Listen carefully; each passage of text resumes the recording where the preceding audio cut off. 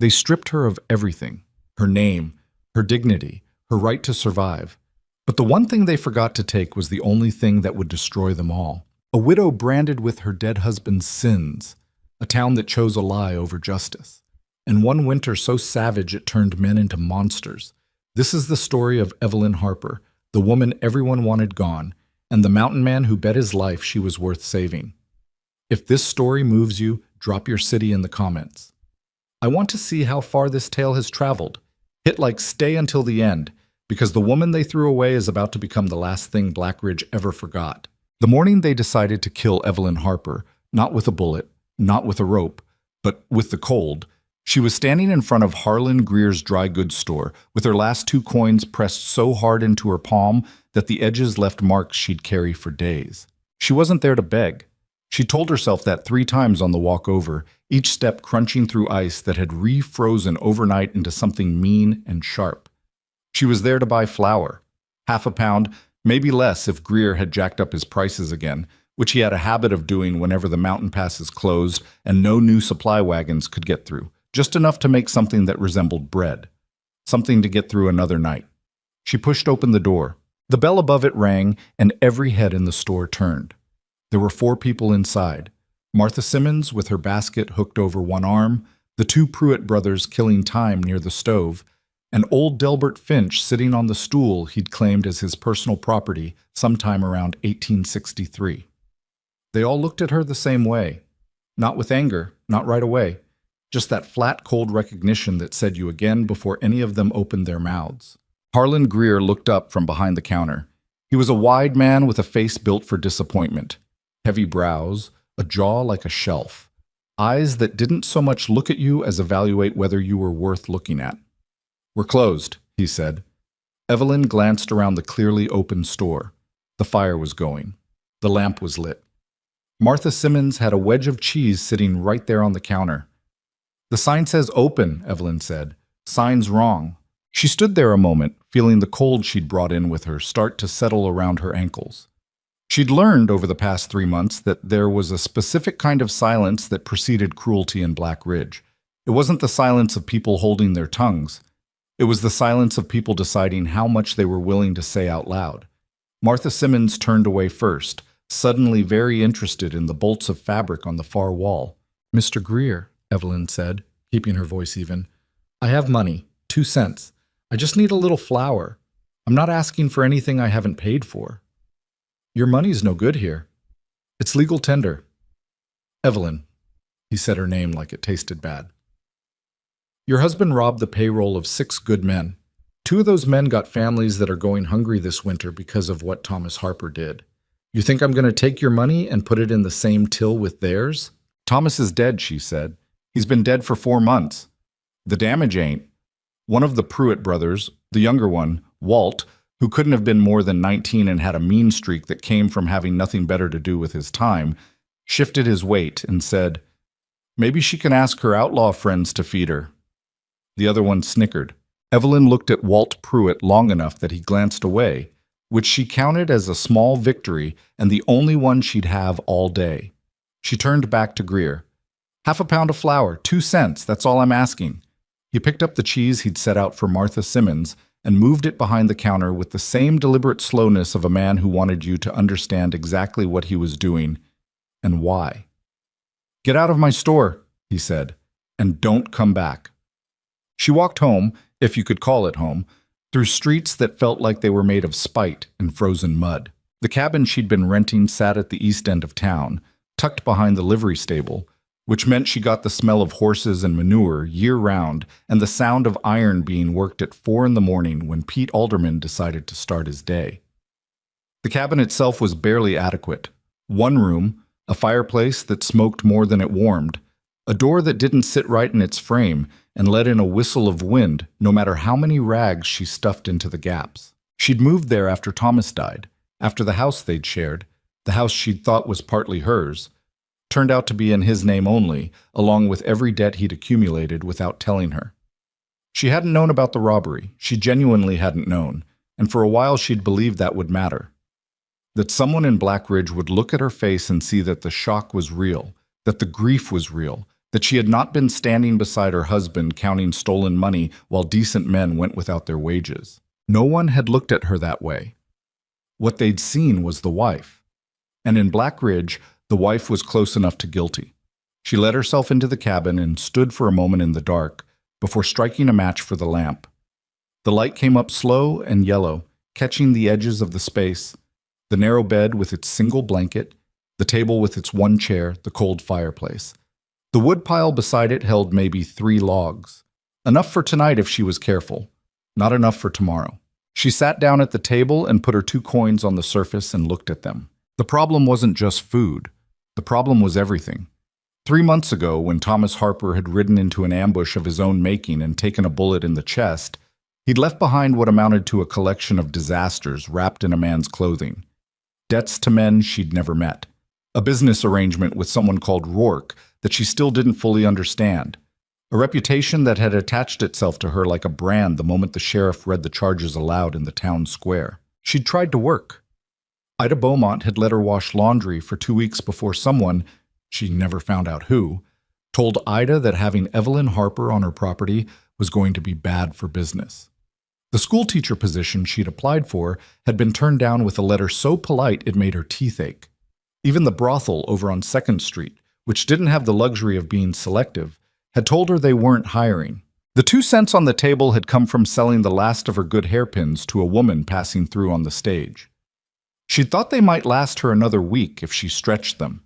Now they'd last her nothing, because Harlan Greer had decided that justice in Black Ridge meant punishing the widow for the sins of the man who'd left her. She put her head in her hands, not to cry. She was mostly past crying, which she'd decided meant either that she was getting stronger or that something in her had quietly broken off and drifted away. She wasn't sure which, and she'd stopped examining it too closely. She lifted her head. The lamp flickered in a draft from the window. Think, she told herself. You've got 3 logs and 2 cents and whatever's left in your head. Use it. The notice arrived the next morning, slipped under her door while it was still dark. She found it when she got up to add the second-to-last log to the fire, her bare feet on the cold floor, breath misting in front of her face. A folded piece of paper, and not a friendly one. She could tell by the weight of it, the official way it had been folded into thirds like something that thought highly of itself. She took it to the lamp. By order of the Black Ridge Town Council, Evelyn Harper, widow of Thomas R. Harper, outlaw, deceased, is hereby notified that her continued presence in this township has been deemed a disturbance to public order and a threat to the moral standing of the community.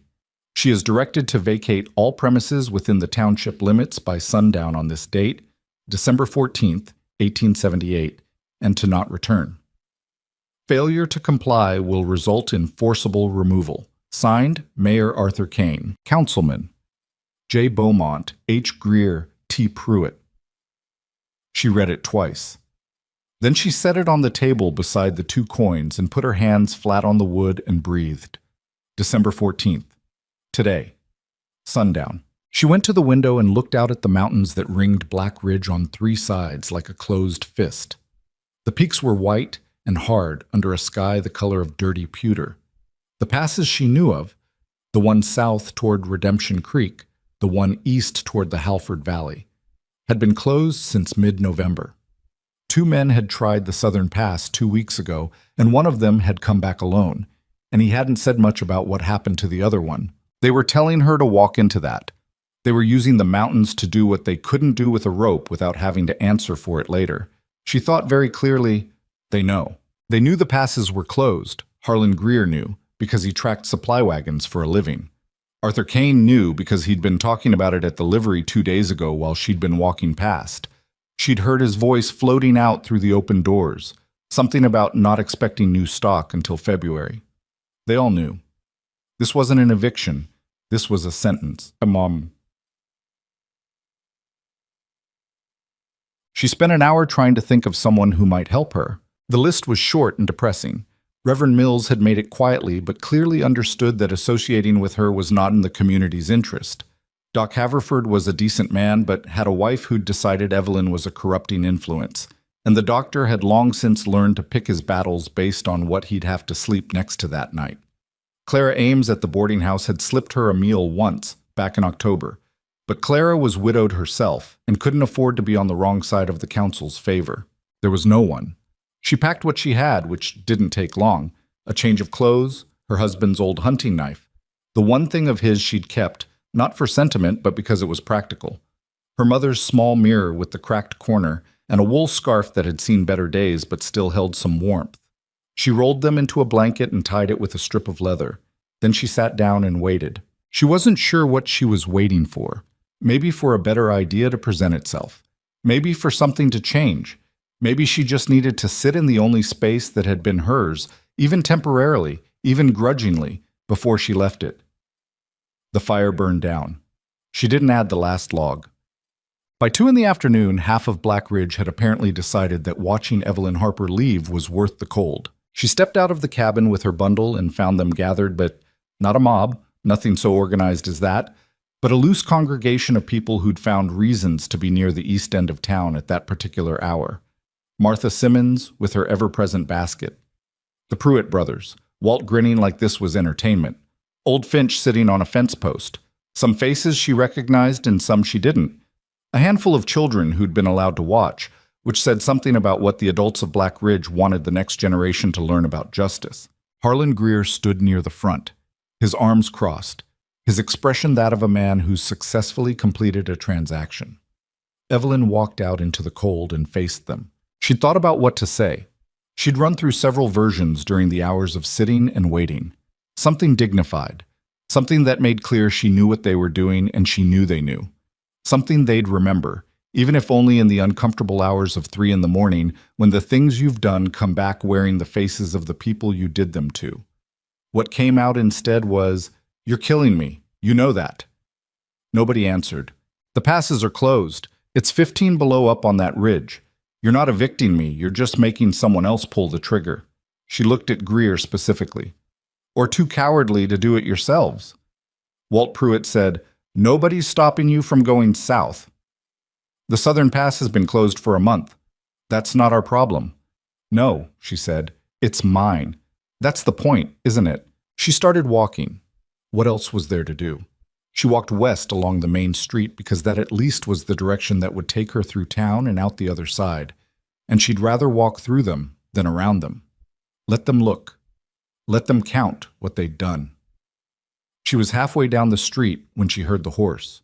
She smelled him before she saw him, which was how most people encountered Cole Mercer for the first time. A complex and not entirely unpleasant mix of pine resin, wood smoke, animal fur, and something older underneath, like cold earth and weathered leather. People who'd only heard of him described him one way, and people who'd actually met him described him differently. And the difference between those two descriptions was wide enough to build a town in. He came down the main street from the north end on a big gray horse with a Roman nose, and the calm, disinterested expression of an animal that had seen things in the mountains that would rearrange a person's priorities. Cole himself was large enough that the horse didn't look large under him, which was saying something. He wore a coat made of something that had been alive not long ago, a hat pulled low against the wind, and the kind of face that had been rearranged a few times and settled into its final configuration, looking like it didn't owe anything an apology. He was maybe 35, maybe 40, hard to say with the beard and the weathering. His hands on the reins were enormous and scarred at the knuckles, and he carried a rifle across his saddle the way most people carry something they might need in a moment's notice. He pulled up the horse in the middle of the street, looked at Evelyn, looked at the crowd, looked back at Evelyn. "Where you headed?" he said. She blinked at him. "I beg your pardon?" "I said, where you headed? You're walking with a pack. In winter. Where are you going?" "That," she said carefully, "is not your concern." "Where's she going?" Cole said to the crowd, not as a question, more as an indictment stated in the form of one. Harlan Greer stepped forward. "Town business, Mercer. Stay out of it." Cole looked at Greer the way you might look at something unpleasant you'd found in your boot. "You ran her out. Council order. In December. The law's the law." "The law." Cole let the word sit in the cold air for a moment. "That what you're calling it?" He looked back at Evelyn. "What's your name?" "Evelyn Harper?" Something shifted in his expression. Not recognition exactly, more like confirmation of something he'd already suspected. "The widow." "Yes." You got somewhere to go? She thought about lying. She considered the various versions of a lie that would let her keep some dignity intact here. But lies cost energy, and she was short on that. No, she said. He reached back into his saddlebag and came out with a pair of gloves, heavy, lined with something she couldn't identify from where she stood. He held them out toward her. It's a 3-hour ride up to my place, he said. You can have the spare room. The crowd went very quiet. Evelyn stared at him. You don't know me. No. You don't know anything about me. I know what I see. He nodded toward the crowd. And I know what that looks like. Cole Mercer.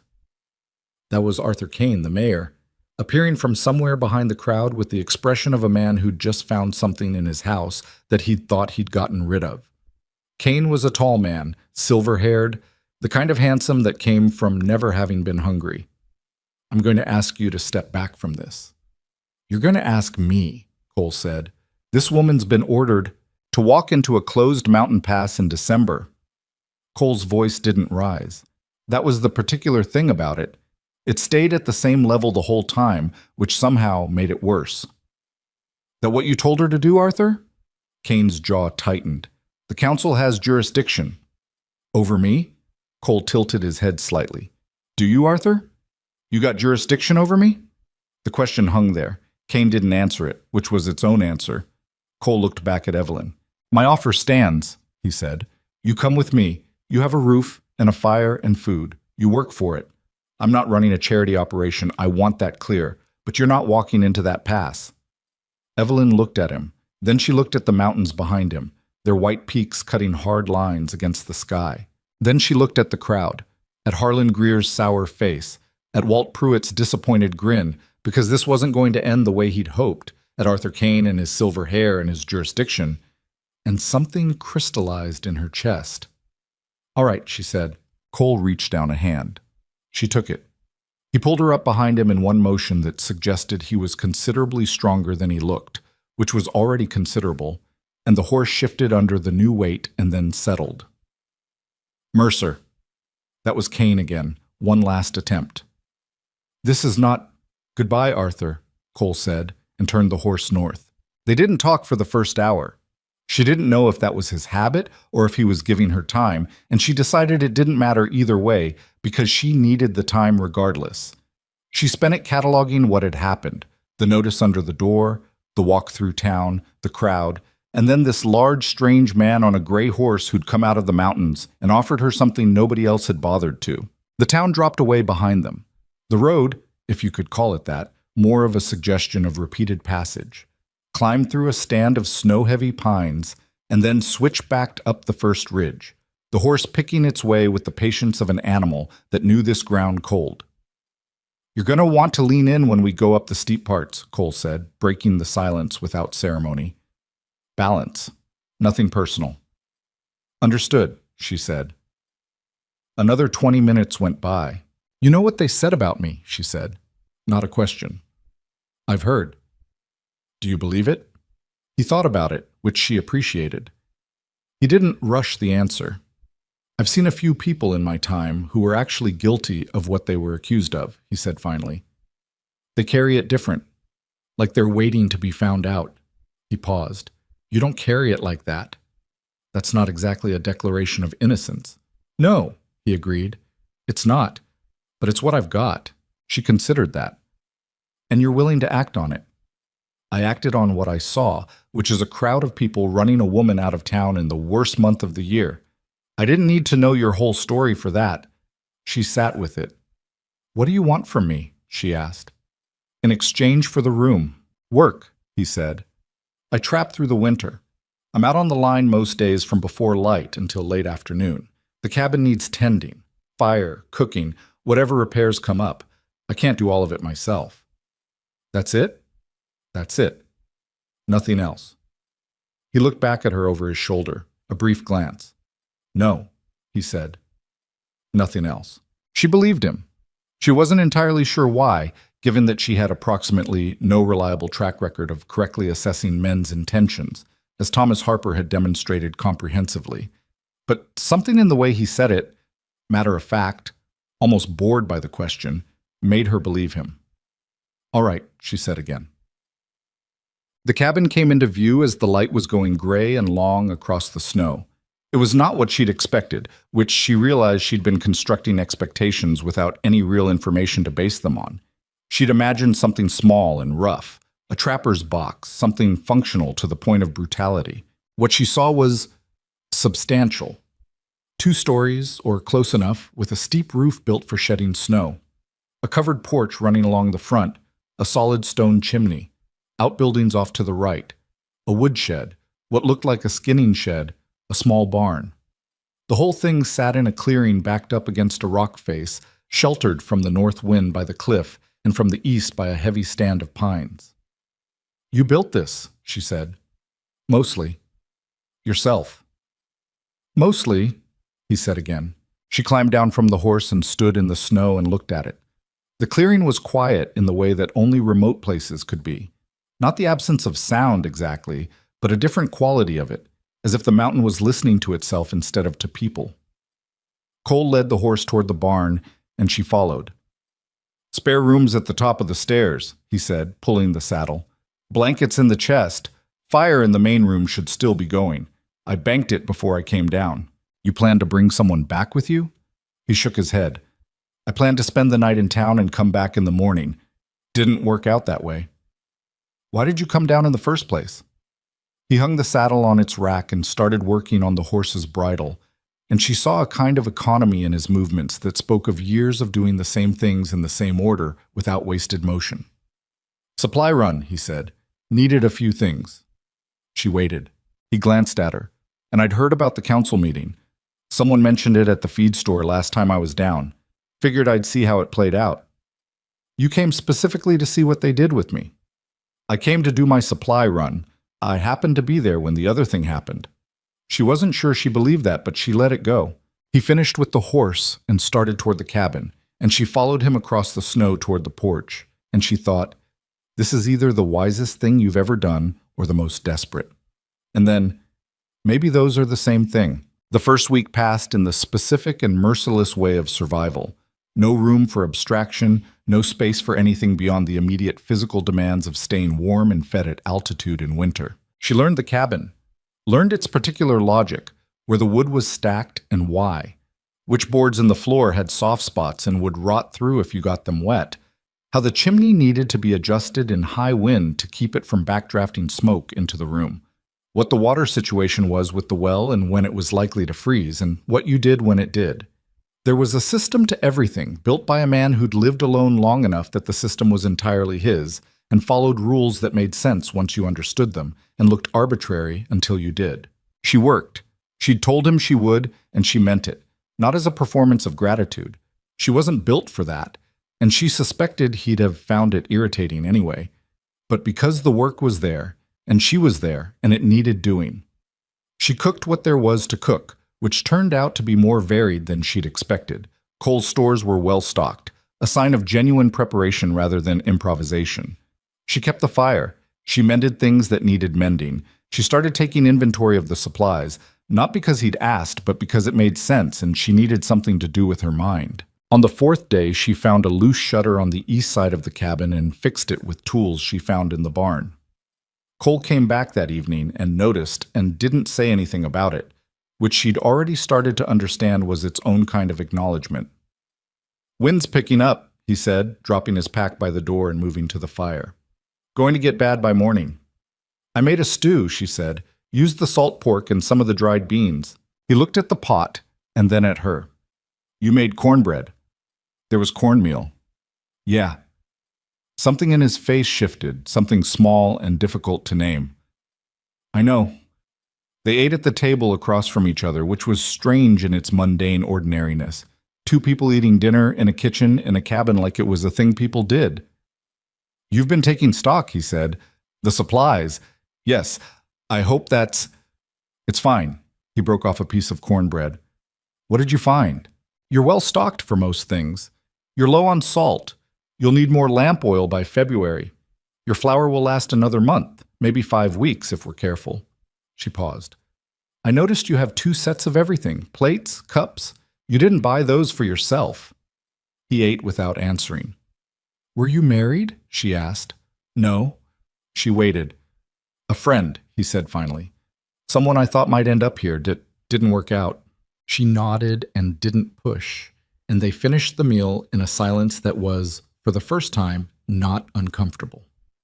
The storm Cole had predicted came in 3 days rather than one, building slowly the way the worst ones did, starting with a change in the light, a particular flat quality to the sky, then the wind, then the snow arriving almost as an afterthought to everything that came before it. By the third day, it was genuinely vicious. She spent those days learning the internal rhythms of the cabin, how Cole moved through a space, where he put things, when he slept and when he didn't, what he read.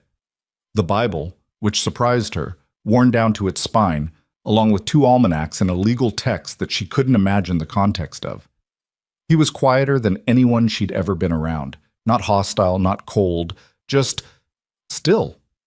Like the mountain had gotten into him somehow, all that patience and endurance. She was not by nature still. Her mind ran fast and her hands needed something to do, and silence, for her, had always been a space that needed filling. Back in the life she'd had before Thomas and his disasters, she'd taught school. She liked the noise of it, the questions, the constant motion of 20 minds at once. Sitting quiet had always felt like a waste of capacity, but she was learning. On the second night of the storm, she was sitting near the fire with needle and thread, working on a shirt of his that had torn at the seam when she heard it. She stopped, listened. It was probably the storm. The wind did things to sound up here, found gaps in the logs and made voices out of nothing, turned the howl of air into something almost human. She went back to the shirt, and then she heard it again. Not the wind. Below her feet, a low sound, rhythmic, like something moving in a space that wasn't large enough for moving in. She looked down at the floor. The boards were thick and old, darkened with years of fire smoke and boot oil. In the corner behind the stove, there was a seam. She'd noticed it before, but assumed it was a repair, a patch of different-aged wood. Now, looking at it properly, she saw the shape of a door, a trap door, set into the floor, nearly invisible in the low light, the kind of thing you wouldn't see if you weren't looking. She set the shirt aside, stood up, took one step toward it. "Don't." She spun. Cole was standing at the bottom of the stairs. She hadn't heard him come down. He had a way of moving, she'd noticed, that was very quiet for a large man. He wasn't angry. His face was hard to read in the firelight, but it wasn't anger. "Don't go near that door," he said. "I heard something," she said. "From below." "I know." "What's down there?" His jaw worked. "That's not something you need to know right now." "Colt, I'm asking you," he said, and there was something in his voice that she recognized. Not a threat, nothing like that, but a weight. Something that had gravity to it.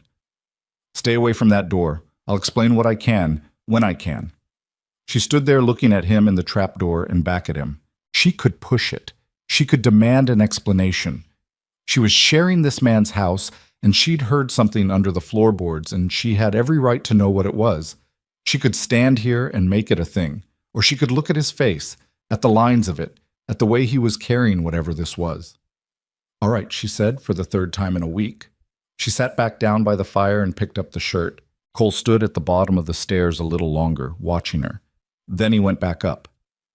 The sound from below didn't come again that night, but she'd heard it, and she didn't forget. The weeks that followed were hard in the way that February at elevation is always hard.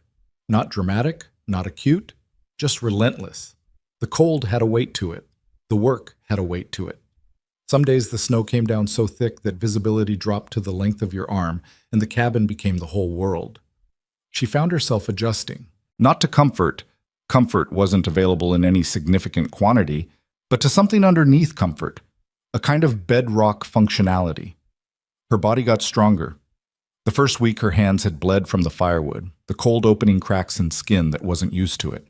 By the third week the cracks had healed and the calluses had come, and she could split a reasonable log without stopping to think about it. She stopped waking up in the night expecting to be in the cabin behind the livery stable. Started waking up and knowing where she was. Cole came and went on his trapline. Some days he'd say maybe a dozen words to her. Some days he'd come back and they'd eat and she'd ask him something and he'd actually answer, really answer, in more than monosyllables. And those evenings felt like something had cracked open slightly. He told her about how he'd come to the mountain, an abbreviated version she suspected, heavily edited, but real enough. He'd come from Kentucky, originally, had worked his way west doing various things, some of which he was vague about, and some of which he wasn't. He'd found this ridge 9 years ago and stayed. "Why?" she asked. "What made you stop here?" He was working on a snare by the fire, his large hands moving through the process with that same economy of motion she'd come to recognize. "I stopped fighting the place," he said. "Most places, you fight them. You try to make them into something they're not. This mountain," he paused, "it's exactly what it is, every day, no pretending." "People aren't like that," she said. "No," he agreed. "They're not." She thought of Black Ridge, of Arthur Kane's silver hair and his pretend jurisdiction, of Harlan Greer's righteous face selling her starvation as moral principle. Thomas wasn't like that, she said, and then was surprised she'd said it because she generally didn't bring Thomas up. Cole didn't push, just kept working on the snare. "He was exactly the kind of person you're describing," she said, "the kind who makes themselves into something. Showed me a version of himself that—" She stopped. "I wasn't stupid. I want to say that. I'm not trying to excuse my own judgment, but he was very good at it. He'd had years of practice at it."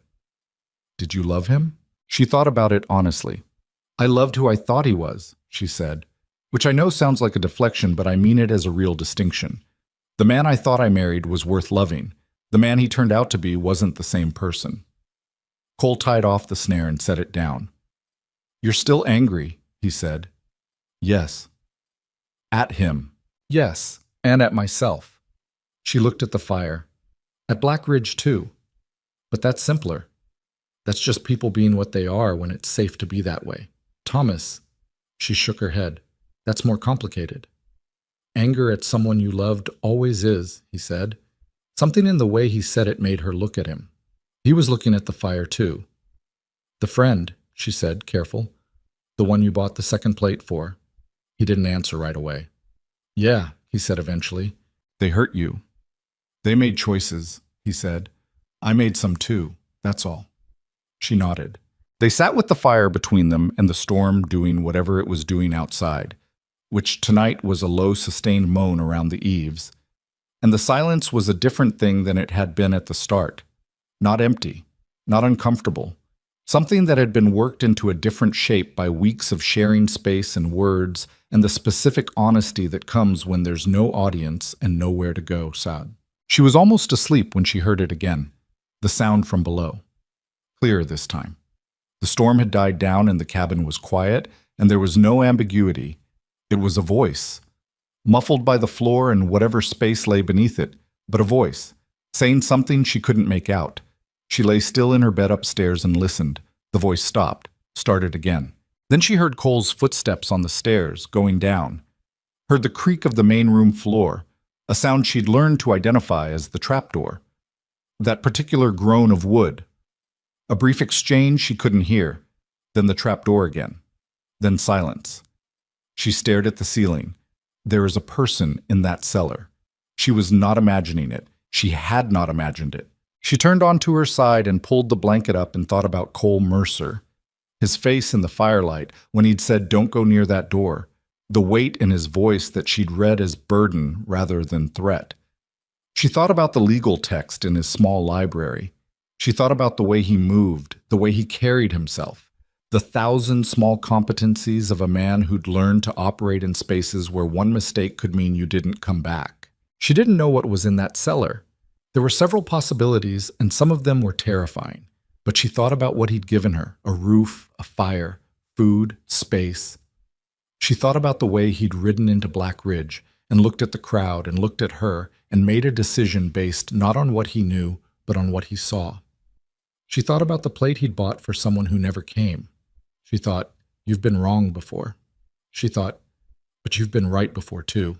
And she fell asleep with the sound of the mountain outside and whatever was beneath the floor below her, and she did not have an answer yet, but she thought she understood, for the first time in a long time, what it meant to make a choice on incomplete information.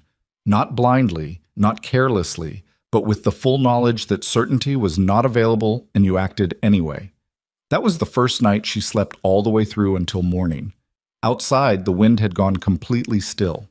The kind of quiet that, up on a mountain in the deep of winter, could mean many things. Not all of them good. 3 weeks into her time on the mountain, Evelyn stopped counting days. It wasn't that the days stopped mattering. It was that they'd taken on a different texture, no longer marked by what she'd failed to accomplish or what new indignity Black Ridge had found to offer, but by smaller, more physical things. Whether the morning was still or windy, whether Cole came back early from the line or late, whether the water in the bucket by the door had frozen over by midnight or held out until 3. She was changing. She could feel it in practical ways. Her hands, the way she moved through the cabin now without bumping into things, the fact that she could bank a fire properly and keep it through the night without waking twice to feed it. But there were other changes underneath those, harder to name. She was quieter in her own head. The noise that had been constant since Thomas died, that running loop of what should I have known and where did I go wrong and what happens to me now, had gotten lower. Not gone, just lower. She still heard the sounds from the cellar, not every night, but regularly enough that she'd stopped startling at them, which was its own strange kind of adjustment, the way you can learn to sleep through a sound if you hear it enough, and nothing terrible happens as a result. She'd hear it, the movement, occasionally the voice, low and indistinct, and she'd lie in her bed and she'd think about what she'd decided, that she was going to trust Cole until she had real cause not to. She'd hold that decision in her head like a lamp, something to see by in the dark. Cole knew she'd heard it. He hadn't said so directly, but she'd caught him watching her across the dinner table with an expression that was partly calculation and partly something else, something that might have been the beginning of guilt. She didn't push. She waited. That was something the mountain had been teaching her, whether she'd asked to learn it or not. It was a Thursday. She was fairly certain it was Thursday. She'd been marking notches on a piece of wood she kept under her mattress, an old habit from a childhood with a difficult father who kept his promises by the calendar and punished her if she forgot which day it was. When Cole came back from the trapline 2 hours earlier than usual, she heard the horse before she heard him, which was normal. Then the barn door, then his boots on the porch, then the particular sound of him knocking snow off his coat before he came inside. She was at the table sorting dried beans, picking out the ones that had gone bad over storage. He came in and stopped and looked at her and said, "I need to tell you something." She set down the beans. He took off his hat and held it and didn't sit down. He had a way of standing in the room that filled it, not aggressively, just physically. The cabin was not a small space, but Cole in it made it feel more contained. He was wet from the knees down from a creek crossing, and he'd taken a knock on his cheekbone from somewhere, a red mark that would color up into a bruise by evening.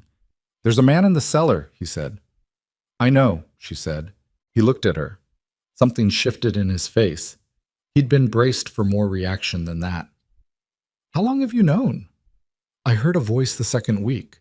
I wasn't sure at first. I was sure by the end of that week."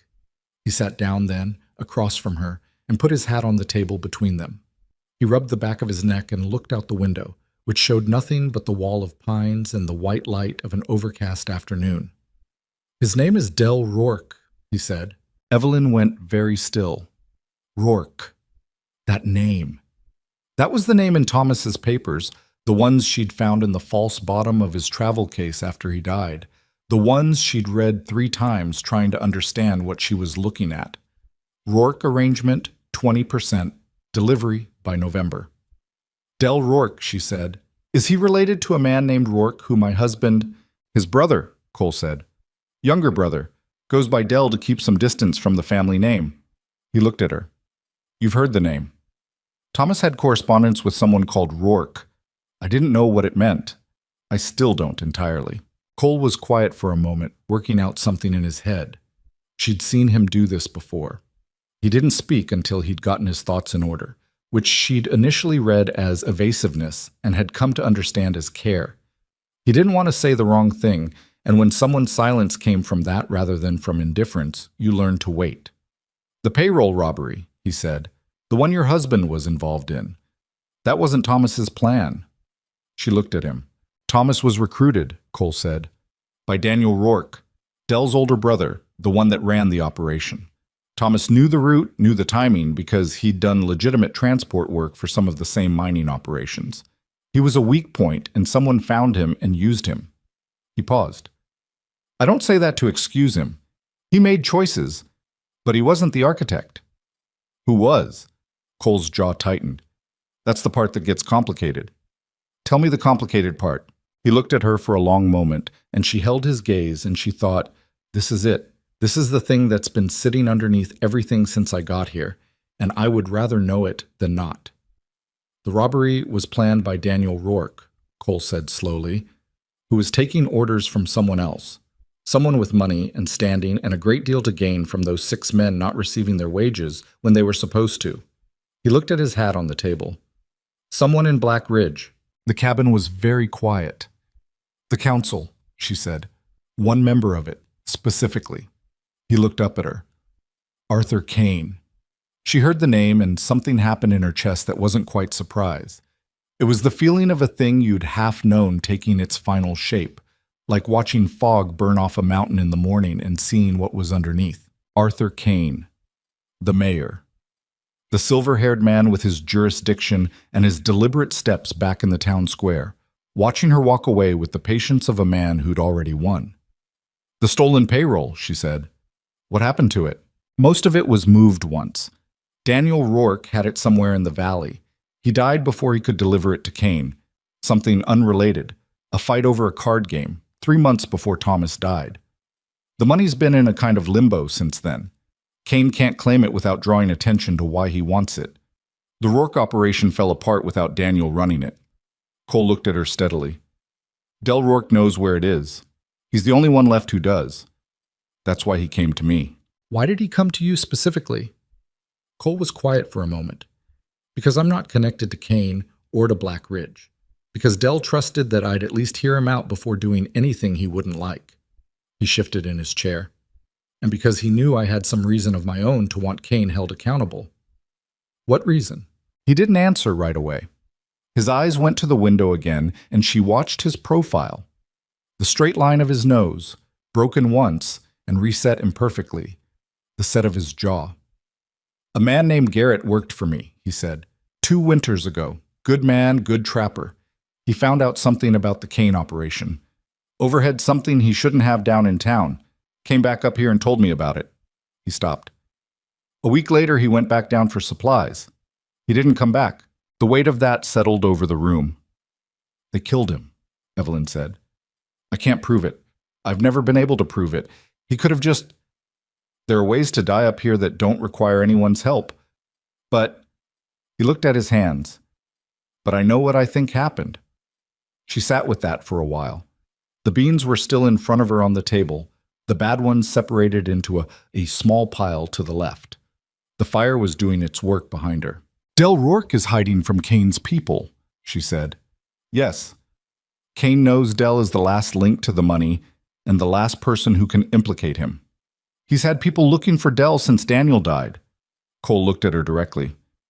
Del came to me because he needed somewhere safe while we figured out how to get the information to the federal marshal in Halford without Kane intercepting it. And you said yes. I said yes. And you didn't tell me. He held her gaze. No, he said. I didn't, and I should have. I was trying to... I thought it was safer for you to not know. If Kane's people came asking questions, you couldn't say anything you didn't know. That's a reasonable argument, she said. It's also convenient. Yes, he said. It is. She appreciated that he didn't try to dress it up as purely altruistic. She'd gotten good, over the past months, at detecting when a man was explaining himself versus justifying himself, and Cole was doing the former, laying it out flat, not trying to make it look better than it was. Thomas's involvement, she said, his name being on the robbery. Can Del clear that? Cole's expression shifted. Something careful and precise moved through his face. Del can testify that Thomas was recruited rather than the origin of the plan. That won't undo what Thomas did, but it would change how it's understood. He paused. And it would change how you're understood, because if Kane is exposed as the architect, if the whole thing unravels from the top down, then the story of the widow of the outlaw looks a lot different. She sat with that too. She thought about Harlan Greer's face, about the notice under her door, about walking through Black Ridge with her bundle while people watched from a safe distance, wrapped in the comfort of their certainty that she deserved it. She thought about what it would mean to walk back into Black Ridge with the truth preceding her. "I want to meet him," she said. Cole blinked. "Dell." "Yes." "Evelyn, I'm involved in this whether I knew it or not," she said. "My husband was recruited by his brother. My name has been attached to this theft for months. Whatever happens next, it affects me directly." She kept her voice level. "I want to meet the man living under my feet." Cole looked at her for a long moment. Then he nodded. He got up and went to the corner behind the stove, and she watched him find the edge of the trap door with 2 fingers and lift it. A section of floor rising smooth on hinges that had been well oiled, kept silent deliberately. Steep wooden steps dropped into darkness. "Dell," Cole said, his voice going down into the space below. "Come up." A pause, then footsteps on the wooden stairs. Del Rourke was not what she'd expected, but she'd learned by now that people rarely were. He was small, smaller than his brother's name had made her imagine. A lean man of maybe 30, with a sharp face and watchful eyes the color of creek water. He had a beard that had gone past deliberate into just neglected, and his clothes were worn but not ragged. He moved with a wariness that wasn't exactly fear, more like a man who'd been in bad situations long enough that his body had permanently recalibrated its baseline level of alertness. He came up the stairs and stopped when he saw her and looked at Cole. "This is Evelyn Harper," Cole said. "Thomas Harper's widow." Del Rourke's face did something complicated. He looked at her like a man who owes a debt and has just been presented with the person he owes it to. "Mrs. Harper," he said. His voice was lower than she expected, with a Kentucky accent not unlike Cole's. "Mr. Rourke," she said, "your brother recruited my husband." "Yes, ma'am, he did." "He's dead. My husband." "You know that." "I know. I'm sorry for it." She studied his face. "Are you sorry for what it did to him, or what it did to me?" Del blinked. It wasn't the question he'd expected. "Both," he said after a moment. "If I'm being straight with you." "Be straight with me," she said. "That's all I'm asking." He sat down, slowly, like a man whose joints had been unhappy in the cold cellar, and put his hands on the table and looked at them. "Daniel didn't tell me everything he was running," he said. "I knew there was a job. I knew it involved the mining payroll.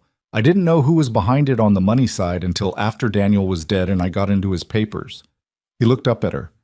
"When I found Kane's name, when I understood what I was looking at, I knew I had 2 choices. Bring it to someone who could do something with it, or run and keep running until one of Kane's people found me. You chose a 3rd option," Evelyn said. "I came to Cole." Del glanced at Cole across the table. "Which is maybe the same as the first choice, just slower." "The money," she said. "Where is it?" Del's eyes went to Cole. "She's in this," Cole said simply. "Tell her." Del looked back at her. "There's a claim about 6 miles east of here. Old silver operation, played out 3 years back. Abandoned. Daniel used one of the shafts to store it." He paused. "There's enough there to account for the original theft, plus what Kane had siphoned from other sources over the years. It's a lot of money, Mrs. Harper. Enough that Kane isn't going to just let this go when it starts to unravel." "It hasn't started to unravel yet," she said. "No," Del said. "But once we get word to the federal marshal, how are you planning to do that?" Del and Cole exchanged a look. "That," Cole said carefully, "is what we've been trying to work out." She leaned back in her chair and looked at both of them. This strange pair, the large, careful mountain man and the small, watchful fugitive. And she understood that they'd been circling this problem in the cellar and around the edges of dinners and in whatever conversation she hadn't been present for, and they hadn't solved it. "The passes," she said. "Yes," Cole said. "The southern pass is still closed. The eastern one—" He hesitated. "A man could make it through the eastern pass. It's hard and it's dangerous, but it's possible. And if you go, you leave Del here. And if Kane's people come while I'm gone—" "I know how to use a rifle," she said. Both men looked at her. "Thomas wasn't good for much," she said, "but he taught me to shoot. He said a woman alone needed to know. She held Cole's gaze. He wasn't wrong about everything. Cole was quiet. "How long to the marshal's office in Halford?" she asked. "3 days there and back in good conditions," Cole said. "In these conditions? 4, maybe 5. She looked at the trap door still open in the floor. "Then we need to talk about what happens if someone comes before you get back." Del Rourke looked at her with those creekwater eyes, and something moved through his expression. A shift from wariness to something more complicated, something that might have been the beginning of relief or the beginning of respect, or possibly both. Cole got up from the table without a word and went to the cabinet by the door. He opened it and came back with a rifle. Not the one he carried on the line, a different one, older but well-maintained, and he set it on the table in front of her. She looked at it, looked at him. 2 days, he said. "I want to wait 2 days. The weather needs to break on the eastern slope, or I won't make it through. 2 days, we go over everything. What you do if someone comes, where Del can go if the cabin is compromised, where the supplies are, how to signal if there's trouble." He put his hand on the table, not touching the rifle, not touching her, just there. 2 days and then I go." She put her hand on the rifle. 2 days, she agreed. Outside, the wind had come up while they sat inside talking, and it pressed against the north wall of the cabin with a low, sustained sound, and the fire in the grate responded by pulling harder, drawing in air, burning hotter, the way fire does when it senses competition from the cold. Del Rourke looked from Cole to Evelyn and back to Cole with an expression that said, plainly, that he'd expected many things when he'd climbed those stairs, but not this. The night came down fast the way it did at elevation in winter, the light going from gray to blue to black in what felt like no time at all, and the three of them sat around the table with the fire going and the storm building outside. And for the first time in a long time, something that had been broken into pieces started very tentatively to look like a plan. It was not a good plan. Evelyn knew that, and she suspected Cole knew it too. And Del Rourke had the face of a man who'd been living inside bad plans long enough to recognize one. But it was the plan they had, and the alternative was waiting in the dark until Kane's people found them. She'd been waiting in the dark since December. She thought she was done with that. The 2 days Cole had asked for passed in a specific kind of tension that Evelyn had no previous word for. Not dread exactly, not anticipation, something between them that had its own weight and texture, like the air before a storm when you can feel the electricity before you can see the sky change. They used the time well. That was the one thing she could say about those 48 hours. They were not wasted. Cole went over everything with the thoroughness of a man who understood that the difference between a plan and a wish was the quality of the preparation underneath it.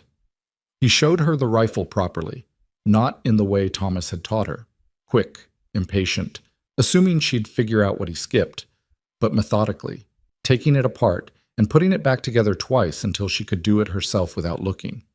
He showed her where the ammunition was stored. He showed her the back of the cabin where a narrow gap in the rock face led to a shallow cave he'd used in bad weather, big enough for 2 people if they didn't mind being uncomfortable, invisible from the clearing unless you already knew it was there. "If more than 4 men come and you can't hold the cabin," he said, "you take Del and you go to the cave. You take the rifle, the ammunition, food for 2 days. You don't try to be heroic. You survive until I get back.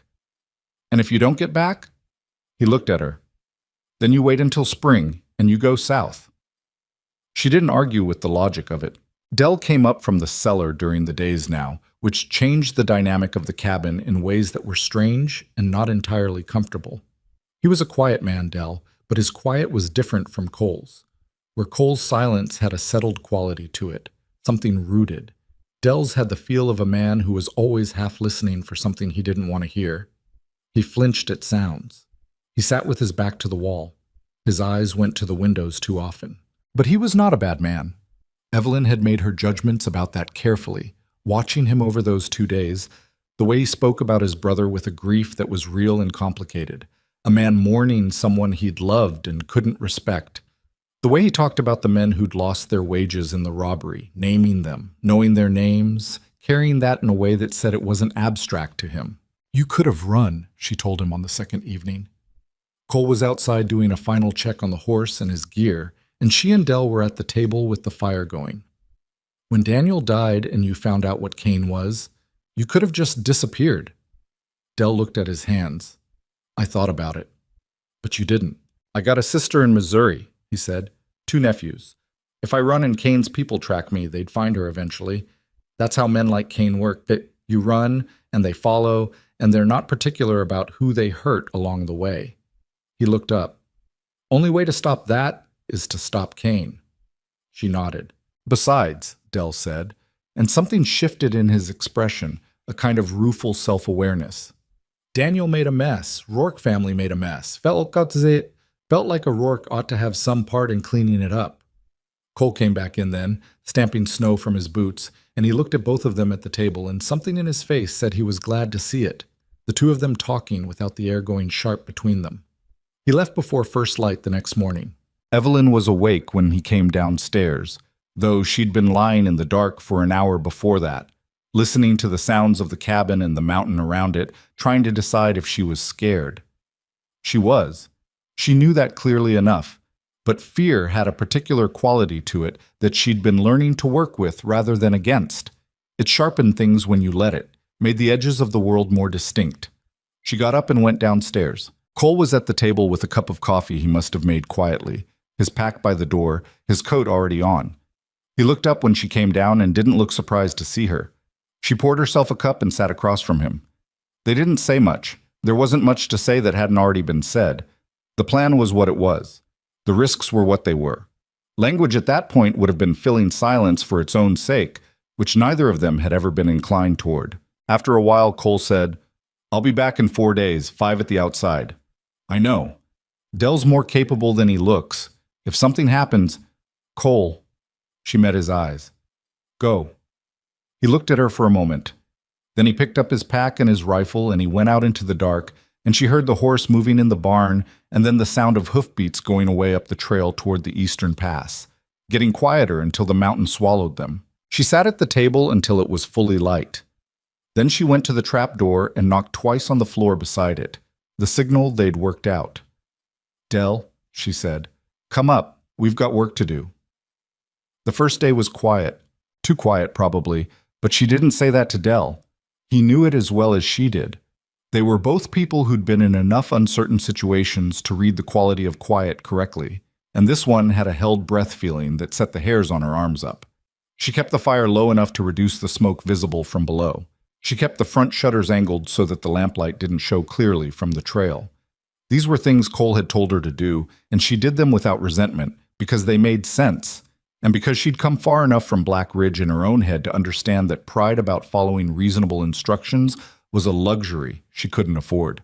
Dell helped. He was, it turned out, a competent man in practical ways. He fixed the loose hinge on the cellar door that had been making a sound she'd been meaning to deal with.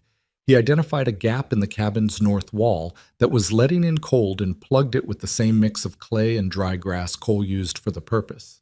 He knew his way around a kitchen well enough, which surprised her. "Daniel and I grew up fending for ourselves," he said, by way of explanation, when she raised an eyebrow at how efficiently he'd put together a meal from what was in the stores. "Our mother died when I was 8. You learn or you don't eat." "How old was Daniel?" 12. She thought about that. A 12-year-old and an 8-year-old left to manage themselves. The shape that made a person. The shortcuts it taught you. "He wasn't all bad," she said. "Not a defense, just a statement." "No," Dell said. "He wasn't. He was the best person I knew for a long time." He plated the food and set it on the table and sat down. "That makes it harder, not easier. If he'd been bad all the way through, I could have walked away from him years ago." They ate. On the second day, the weather shifted. It came in from the northwest, which Cole had told her was the direction to watch. The storms that built over the high peaks to the northwest could descend fast, and they came with wind that made everything harder: visibility, movement, sound.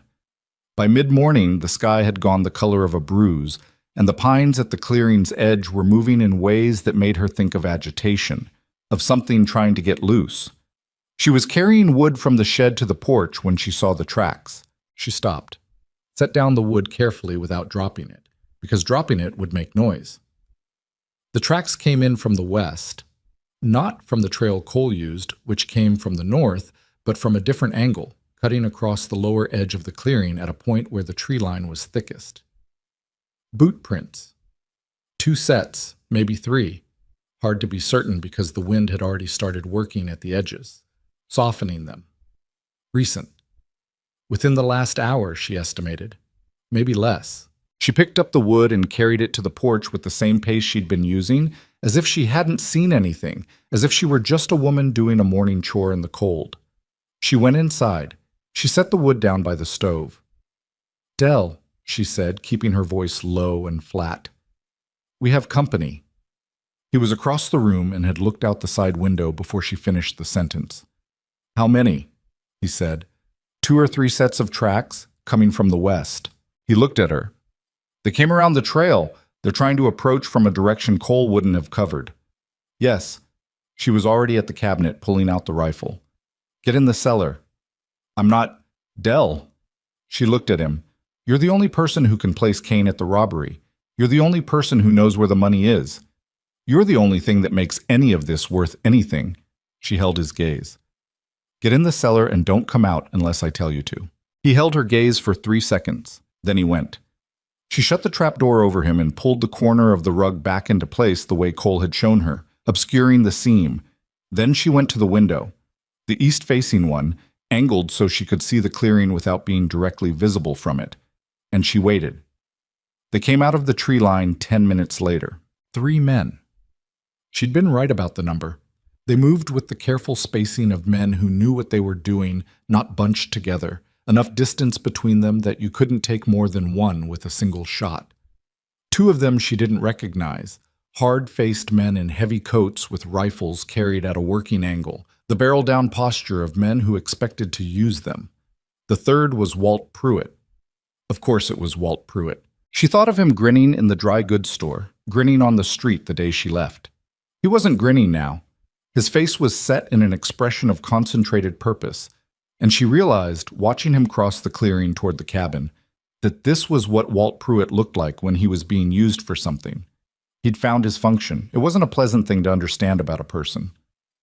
She thought about her options. If she did nothing, they'd come to the door. She could try to pretend she was alone, just a woman sheltering in a trapper's cabin, nothing to see. But they'd search the place. Men sent by Arthur Kane with rifles and no innocents didn't stop at the door. She could fire through the window, warning shot or otherwise. That committed her to a fight with 3 armed men. Cole's training was good, her eye was steady, but 3 to 1 in the open was not odds she'd have chosen. Or, she thought of what Cole had said about the cabin's positioning, backed against the rock face to the north, sheltered, which also meant the north wall of the cabin was essentially part of the cliff. There was a notch in the rock, maybe 20 feet up, directly above the cabin's north corner. Cole used it sometimes to watch the lower trail. She'd never been up there. The climbing was a series of cut holds in the rock that Cole managed with long legs and reach she didn't have. But she was lighter than Cole. She made the decision before she finished thinking it through, which was probably the only way you could make a decision like that. She went out the back of the cabin, the small door in the rear wall, low and narrow, designed to be invisible from the front clearing, and she moved around the base of the rock face. The cold hit her like a physical blow. She hadn't taken her coat, no time, and the wind was working against everything, hands, fingers, the concentration she needed to find the first hold in the rock. She climbed. It was not elegant.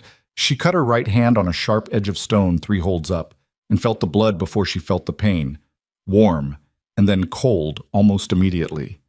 She slipped twice, caught herself, jammed her foot into a crack that wasn't quite big enough and used it anyway. Her arms burned.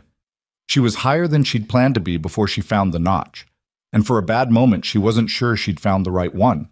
But then she leveled out onto a narrow shelf of rock and looked down, and she could see the entire clearing laid out below her. The 3 men were at the cabin door. Walt Pruitt knocked. Or rather, he hit the door with the flat of his palm in the way people do when they're not really asking. She settled the rifle. Her hand was bleeding onto the stock, and she had to reseat her grip twice to find something that held without slipping. The wind was a problem. Gusting, irregular, the kind that made distance shooting unreliable at the best of times. She was maybe 40 feet above and 40 feet back from where the men stood. Walt hit the door again. She heard it open. Dell. Dell had come up. She felt a spike of pure fear, fast and cold. and then she realized Dell hadn't come up. The door had swung open from the impact. The latch had been loose for days. She'd known about it and hadn't fixed it. It had chosen this moment to give. The two men with rifles went through the door.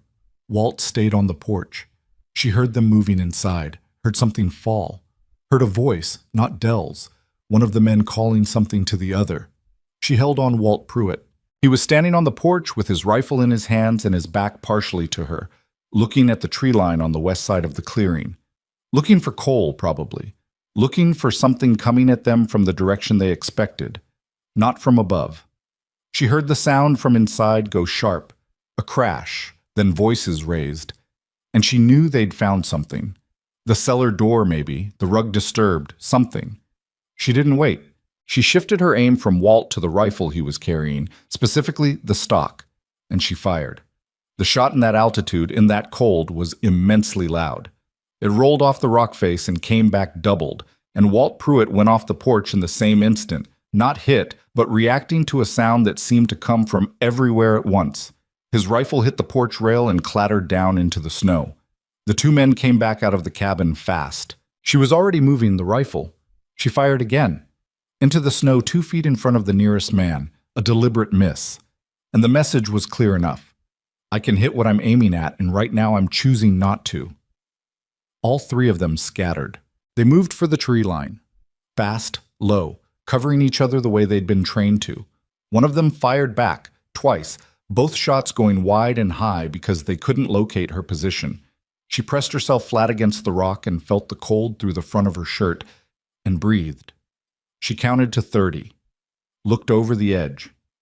The clearing was empty. She stayed on the shelf for 20 minutes, watching the tree line, rifle ready, not moving. The cold was serious now, working into her without a coat to stop it, and she could feel her hands going from uncomfortable to dangerous. But she waited. No movement from the trees. She climbed back down, which was harder than going up had been, her hands stiff, the cut one reopening on the descent. She got back through the rear door and into the cabin and went directly to the stove without taking time to check on anything else, and held both hands near the heat until she could feel them again. Then she went to the trap door and knocked. "Dell, it's clear. Come up." Silence for a moment. Then the door lifted from below. Dell came up the stairs and looked at her. At the blood on her hand, at the rifle, at whatever was on her face. "You were on the rock," he said. "Yes." "I heard the shots from down there. 2 of them." "Yes." He stood there. "They're gone?" "For now." She sat down at the table, the rifle across her knees. "They'll go back to Kane. He'll send more." She looked at Dell directly.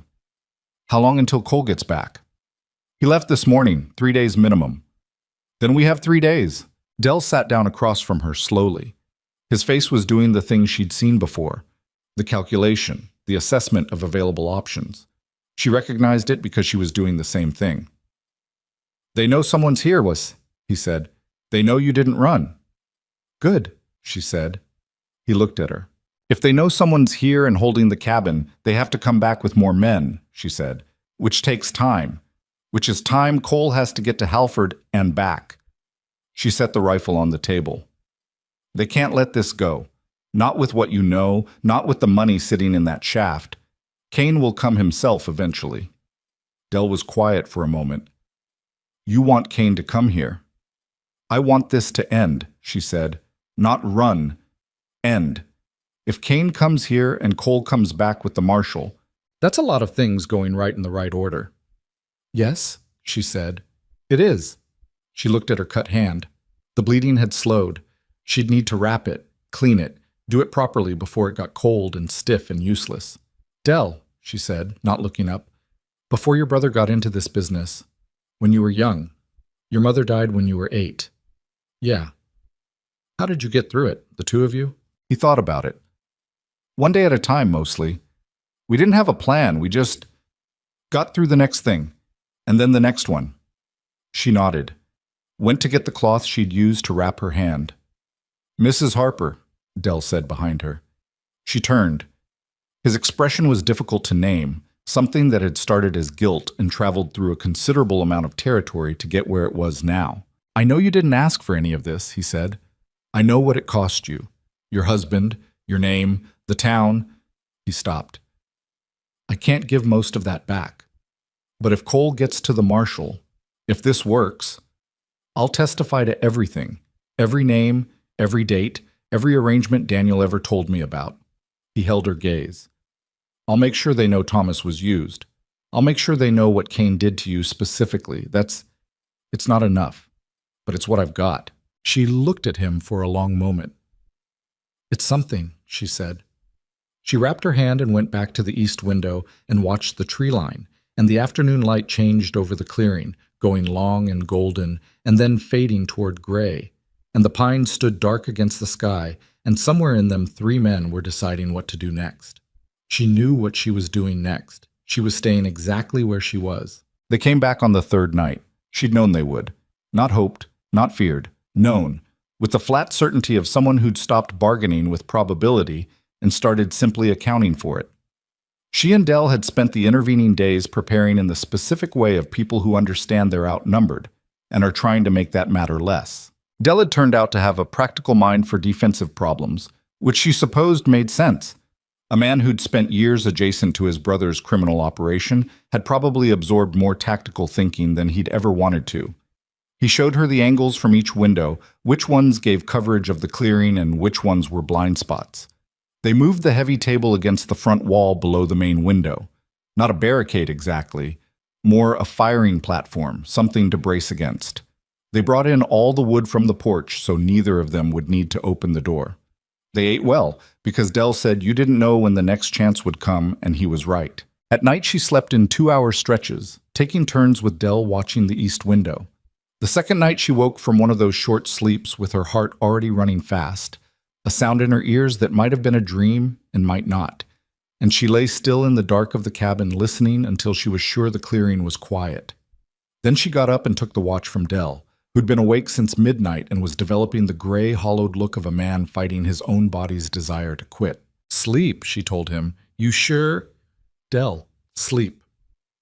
He slept on the floor by the stove, wrapped in Cole's spare blanket, and she sat by the east window with the rifle across her knees and watched the darkness between the pines.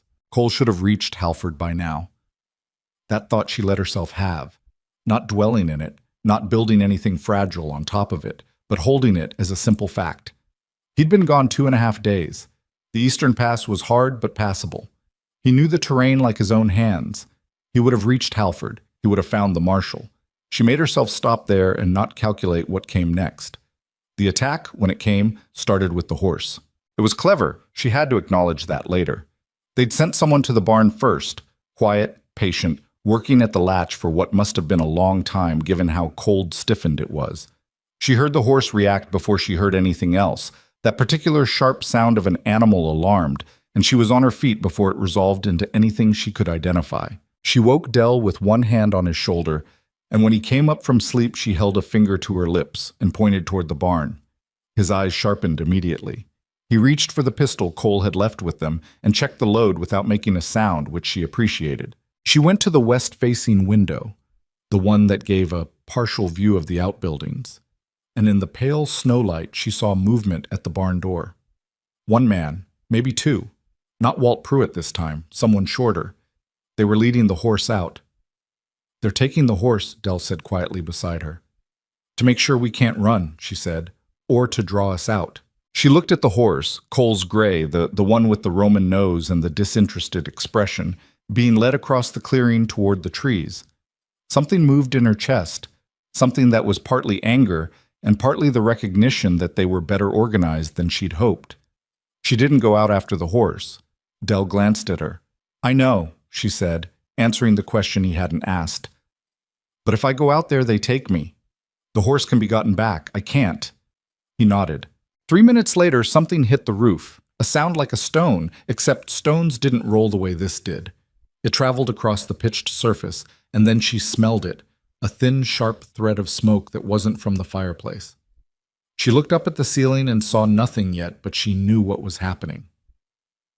They've got fire on the roof, she said. The snow. It's been 3 days since it snowed. The roof's had time to dry on the south-facing side.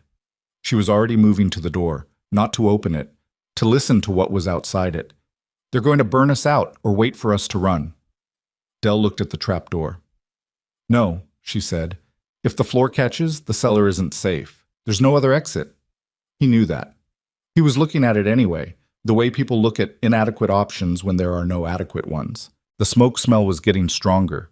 She heard it now, a soft crackling that didn't belong to anything inside the cabin. Whatever they'd thrown had caught on the dry side shingles and was working its way toward the peak. How long? Dell asked. She thought about the roof's construction. Cole had built it well. Tight-fitted boards under the shingles, nothing flimsy. 20 minutes before it comes through, she said. Maybe more, maybe less. Then we go out. Then we go out, she agreed. Not the front, the back. They moved to the rear door, the small, low one she'd used before to get to the rock face. She went first, Dell behind her, and the cold took the breath right out of her. The smoke was visible now above the roofline, a dirty smear against the night sky, catching the orange light of what was burning. She counted the men she could see from the back corner of the cabin. 2 in the clearing to the west near the barn. 1 at the far tree line. She caught him when he moved, a dark shape repositioning. They'd spread out, covering the exits. Standard enough if you expected panicked people running blind. She wasn't panicked, and she wasn't going to run blind. She put her lips close to Dell's ear. Can you hit that man at the tree line? He looked. Maybe. It's dark. I need him not moving for about 30 seconds. Dell looked at her sideways. You're going up the rock again. From up there I can see all 3 of them. From down here I can only see 2. Your hand. She held up her right hand. She'd kept it wrapped and she'd used it carefully over the past days. It hurt. It was stiff in the cold. It works well enough. Dell looked at the rock face rising behind the cabin. I'll give you 30 seconds. After that I'm drawing fire to keep their attention. Don't get shot. Wasn't planning on it. She went up the rock. It was harder this time than the first. Her hand, the dark, the knowledge of what was happening to the cabin below her. She didn't let herself look at the fire. She kept her eyes on the rock in front of her face, and her hands in the holds she'd already used once, and she climbed. The rifle was slung across her back, and it caught on her twice, and she had to stop and reseat it without letting go of the rock. She reached the shelf, looked down. The clearing was laid out below her, and now she could see them properly. 6 men, not 3. They'd brought 6. 2 near the barn. 1 at the north tree line, 1 at the south, almost directly below her position. 1 she hadn't seen before, near the trailhead, covering their approach. And in the middle of the clearing, standing apart from the rest with the deliberate stillness of a man who doesn't need to look busy to be in charge. Arthur Kane. He was here himself. She shouldn't have been surprised. She'd told Dell he'd come eventually, and yet seeing him standing there in his good coat in the clearing of Coles Mountain, 70 feet below her, made something run cold through her that had nothing to do with the temperature. He'd come to make sure it was finished. She heard Dell's pistol below. 1 shot, then another, and the man at the north tree line moved fast and fired back, and the clearing went briefly loud and then settled back into its tense quiet. Kane didn't flinch at the shots. He turned his head toward the direction Dell's fire had come from, and she could see, even at this distance and in this light, the quality of his stillness. He was a man who'd made decisions that got people killed and had never lost sleep over it. That particular stillness was the thing that finally made her cold rage go clear and specific and useful. She settled the rifle. The wind was down tonight. That was one thing in her favor.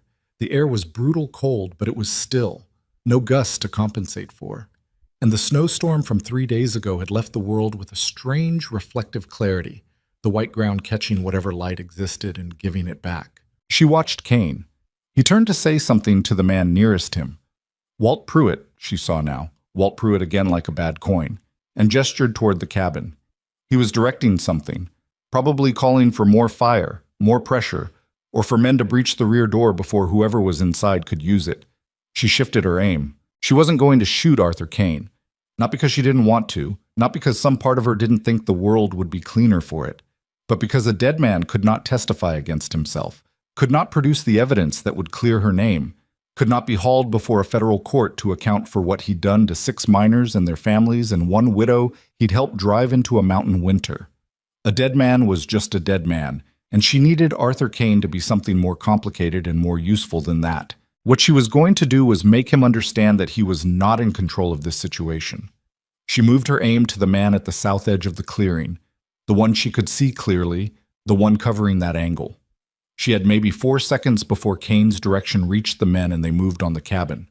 She fired. The man at the south went down. Not killed, she'd aimed for his leg. A difficult shot that she hit because she was close enough and the conditions were finally on her side. He went down hard in the snow and stayed down, making noise, and the clearing erupted. Men moved. 2 of them toward their fallen companion, which was instinct overriding training. Kane shouted something. Walt Pruitt spun in a full circle looking for the shooter, which would have been almost funny in other circumstances. She was already moving the rifle. She put the next shot into the snow directly in front of Kane, close enough that he felt it, close enough that it scattered snow onto his boots, and she followed it with her voice, which she had to raise to clear the distance, but which came out steadier than she had any right to expect. "Arthur Kane," she called down. "That was a warning. The next one isn't." The clearing went very still. Kane looked up. He couldn't see her. She was in shadow on the rock shelf, the snowstorm clarity working in her favor now, giving her enough ambient light to see without being visible herself. She knew he couldn't find her position by the muzzle flash alone. "Mrs. Harper." His voice carried well, a politician's voice, trained to fill spaces. "You're burning your shelter down." "You're burning it," she said. "That's a distinction that matters. Come down from wherever you are," he said.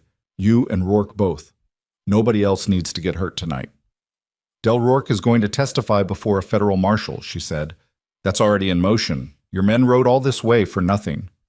A pause. She watched him process that, watched the stillness become a different kind of stillness.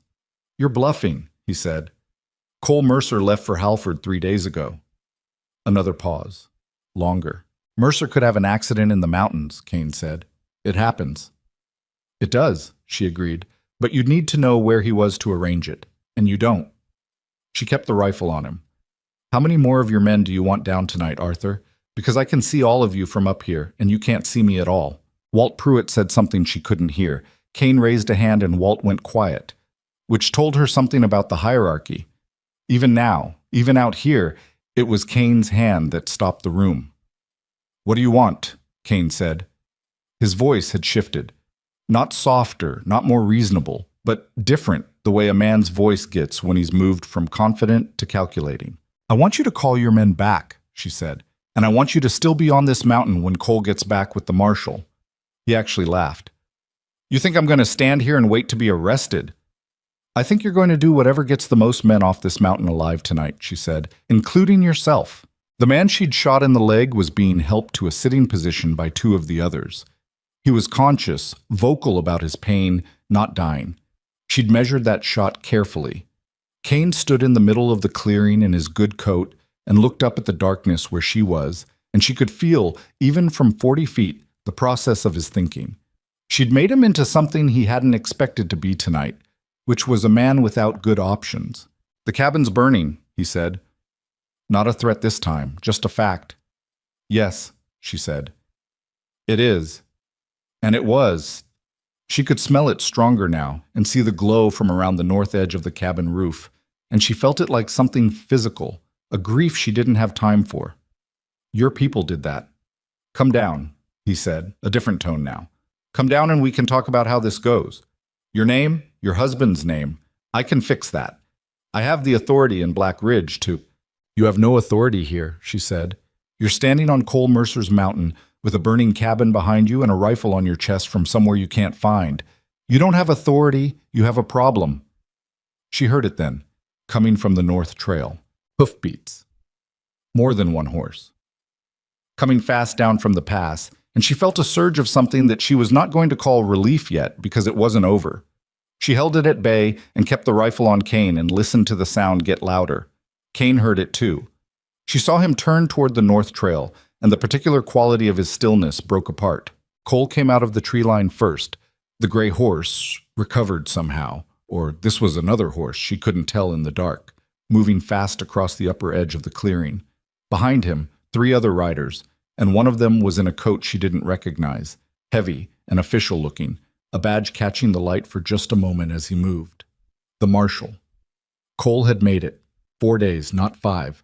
What happened next was not orderly. She wanted to be clear about that in her own mind, because chaos was what it was, and she'd spent enough of her life having things misrepresented to her that she wanted to see things plainly when she could. Kane's men did not simply surrender. 2 of them ran immediately, driving for the south tree line. One got through, one didn't, caught by the marshal's deputies who'd fanned out faster than she'd tracked. Walt Pruitt threw his rifle down and put his hands up before anyone told him to, which was either the most sensible thing he'd ever done or the most cowardly, depending on how you wanted to look at it. Kane himself stood still until the very last moment. She watched him from the shelf, watched him assess the horsemen coming across the clearing, count them, measure the distance between himself and the tree line, and find it insufficient. She watched him make the decision. Not surrender, not yet, but the preliminary to it. The moment when a man admits to himself that the thing he was building has come down. He looked up at the rock shelf one more time. She still had the rifle on him. Cole had dismounted and was moving across the clearing toward the cabin, and he looked up and saw her on the shelf and stopped. Just stopped, for one moment, looking up at her with an expression she couldn't fully read at this distance and in this light, but which contained something she understood. She'd been here. She'd held the cabin, or what was left of it, and she was still here. She climbed down from the shelf. Her hand was bleeding again, the cut having reopened somewhere in the second climb. Her arms were shaking, not from fear, or not only from fear, but from the cold and the exertion and the accumulated weight of 3 days of being the only thing standing between Del Rourke and the men who wanted him dead. She climbed down and came around the north corner of the cabin and walked into the clearing. The roof was burning in earnest now. The north face of it, a section of shingles maybe 8 feet across, orange in the dark. It wasn't lost yet. The fire hadn't come through to the inside yet. If they moved fast, if they had enough water and enough people, Cole was already organizing it. He had 2 of the marshal's deputies with buckets from the water barrel they'd passed on the trail, and he was on the cabin roof somehow. She didn't ask how he'd gotten up there in the dark, throwing snow from the higher sections down onto the fire with his hands when the buckets ran out. Del came out of the rear door and stood in the clearing and blinked at the organized chaos around him with the expression of a man who'd spent 3 days in a cellar and a cabin and had emerged to find the world rearranged. The marshal, a compact man in his 40s named Briggs, she'd learn later, with a careful face and very precise way of speaking, came to her directly. He had a deputy on each side of him, and Kane was behind him with his hands being held, not yet in irons, but close enough. "You're Evelyn Harper," Briggs said. "Yes." "Mercer told me what you were holding up here."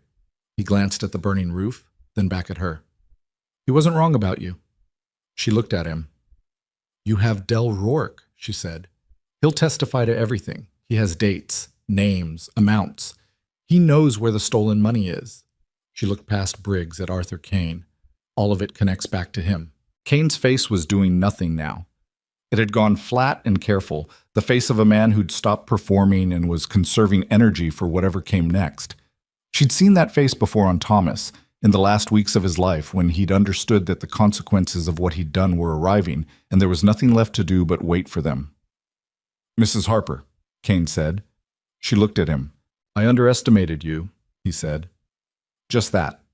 Not an apology, not a plea. An admission, as if he were noting a tactical error for future reference. "Yes," she said. "You did." She turned away from him. The fire on the roof hissed as the next bucket hit it, and then Cole's voice from above, calling down about the section near the chimney, and Del was already hauling water, and the clearing was full of movement and cold breath, and horses and men doing the work of endings and beginnings simultaneously. Her hand hurt. Her arms hurt. She was so tired that the world had taken on a slightly unreal quality, the way exhaustion eventually blurs the line between what's happening and what's already become memory. But the cabin was still standing, most of it anyway. And Arthur Kane was standing in his good coat with his hands held and his jurisdiction dissolved around him, and somewhere in a mine shaft 6 miles east of where they stood, there was money that belonged to families who'd gone without it for too long. She stood in the middle of the clearing and she let herself feel it. Not triumph, nothing so clean as that, just the specific quiet that comes when the thing you've been braced against finally stops pushing. Cole came down from the roof. He landed heavy and moved to her and looked her over the way he looked at everything. Direct, no performance to it. Your hand, he said. I know. We need to wrap that properly. I know that too. He looked at her face. Whatever he found there, he held his gaze on it for a moment longer than strictly necessary. The marshal got here faster than I expected, she said. I moved fast, Cole said. The pass was bad, he said. I moved fast anyway. She looked at him. This man who'd ridden into Black Ridge and looked at a crowd and made a decision, who'd built a cabin against a rock face in the mountains and stocked it for two and lived alone with the spare plate anyway, who'd come back from Halford faster than the conditions warranted because there were people here waiting for him. The roof, she said. How bad? He glanced back up at it. The fire was out, or mostly out, the deputies still working the last stubborn edges of it. Fixable, he said. It'll take work. A few days at least before it's weather-tight again. I can help with that, she said. He looked at her. I'm not going anywhere, she said. Simply, clearly, without making it into something larger than it was. Just a fact stated plainly. So I can help with the roof. Something moved through Cole Mercer's face, slow and careful, like light coming back into a space that had been dark for a long time. He nodded. Marshal Briggs was speaking to Dell across the clearing. Both of them bent over something. Papers Dell had produced from somewhere. Documents he'd been carrying. The evidence that would begin the unraveling of everything Arthur Kane had built. Walt Pruitt was sitting in the snow with his hands tied and the expression of a man reconsidering his life's associations. Two deputies were leading the remaining horses toward the barn. The mountain was quiet around all of it, the way mountains are, utterly indifferent to the human chaos in their clearings, patient in the way that only things measured in centuries can be patient. Evelyn Harper stood in the snow in a burned clearing outside a cabin that was going to need a new section of roof with a cut hand and a borrowed rifle and 3 days of fear and cold working their way out of her shoulders, and she looked up at the rock shelf above the north wall, where she'd climbed twice in the dark, and she thought, you're still here. Not triumphant, not transformed, just still here, which was the one thing they'd all been trying to prevent, and she had not allowed it, and that was enough for tonight. That was more than enough. The roof took 11 days to fix. That was longer than Cole had estimated, which he acknowledged without making excuses for. The fire damage had gone deeper into the underlying boards than the surface suggested, and there was a section near the chimney that had to be entirely replaced rather than patched. He was particular about it in a way that she initially read as perfectionism and came to understand as something else. A man repairing damage done to something he'd built with his own hands was not the same as a man doing a job. It was closer to personal. She helped. She'd said she would, and she meant it. And the work itself, carrying boards, holding things in place while he nailed them, mixing the sealant for the seams, was the kind that asked enough from your body to quiet your mind, which was what she needed in those first days after everything had come apart and begun, slowly, to reassemble into something new. Marshal Briggs had taken Arthur Kane and the surviving members of his crew down the mountain 2 days after the night of the fire.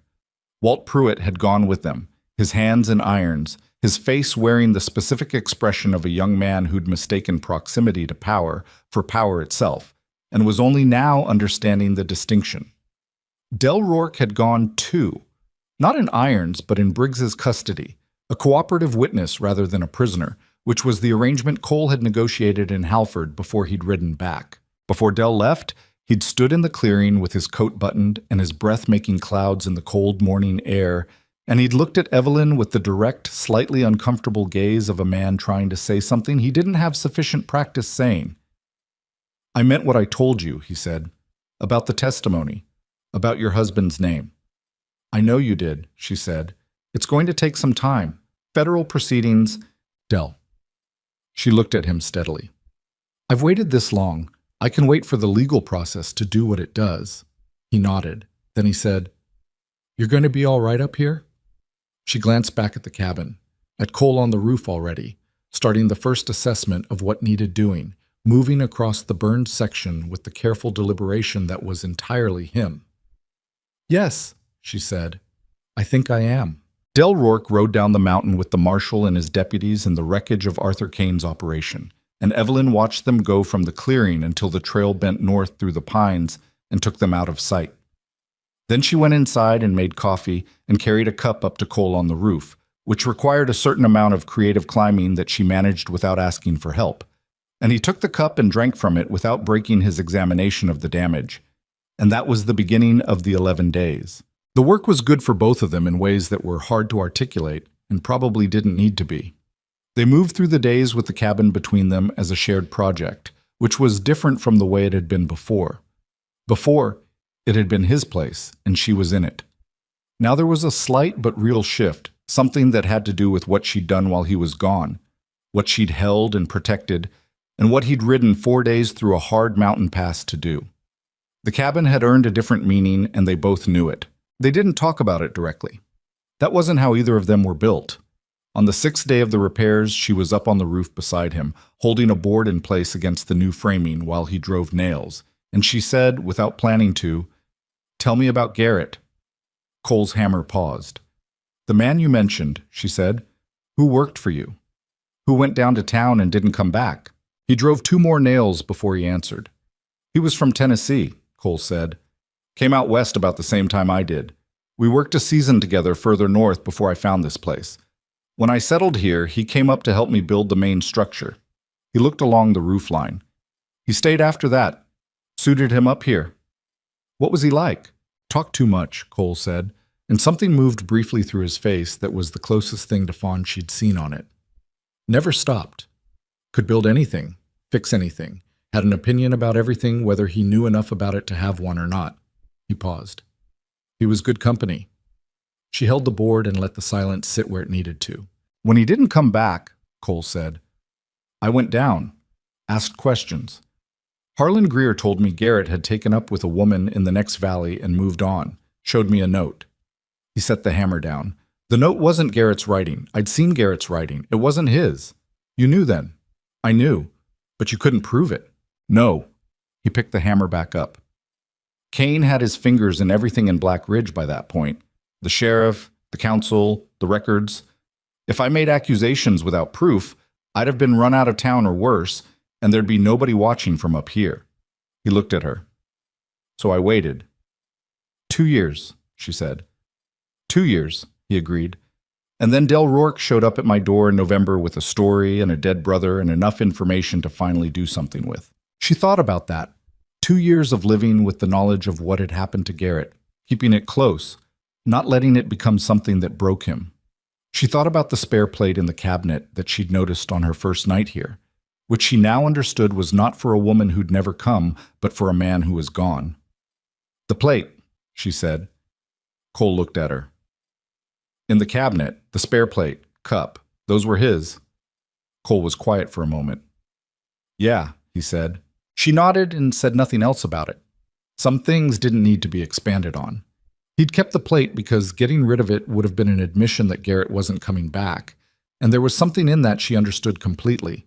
The way you hold on to a small object, not because it changes anything, but because some losses are too blunt to confront all at once. The 11th day they set the last section of new shingles and sealed the seams, and Cole came down the ladder and stood back and looked at it. The new section was visibly different from the old, lighter wood, the seams too clean, and it would stay that way for a year or two until the weather worked it into something closer to matching. It would never be exactly the same as before the fire, and they both knew that, and it didn't seem to trouble him. "It'll hold," he said. "It'll hold," she agreed. They stood in the clearing in the sharp winter light and looked at what they'd done, and the mountain was quiet around them, the way it had been that first night she'd arrived. That particular quality of silence that was not empty but full of things too large and too patient to bother with noise. The letter from Marshal Briggs arrived in February, carried up by a rider from Black Ridge, who had the uncomfortable expression of a man who hadn't wanted this errand and had done it anyway. She read it at the table while Cole stood by the window. Arthur Kane had been formally charged with conspiracy, fraud, and accessory to the robbery of the mining company payroll. 3 other members of the Black Ridge Council had been implicated in the investigation, not in the robbery itself, but in the cover-up, which Briggs's letter explained in the careful language of a man who'd seen a lot of corruption and had learned to be precise about what he could and couldn't prove. The stolen money had been recovered from the mine shaft east of the cabin, exactly where Del had said it would be. It was being held in federal custody pending the distribution to the men who'd been robbed. Thomas Harper's role in the robbery had been formally reclassified in the federal record, from organizer to recruited participant, based on Del Rourke's testimony and corroborating documents. The letter was careful to note that this didn't expunge Thomas's actions, only contextualized them. Briggs was precise about what the law could and couldn't do with the dead.